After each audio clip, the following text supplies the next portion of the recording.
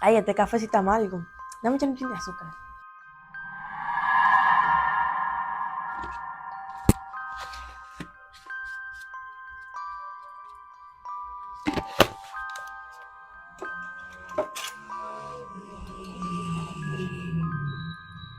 Diana, ¿Qué? me llamó tu mamá ahora mismo. Mami llamándote. Sí, y una mala noticia que me dio en verdad.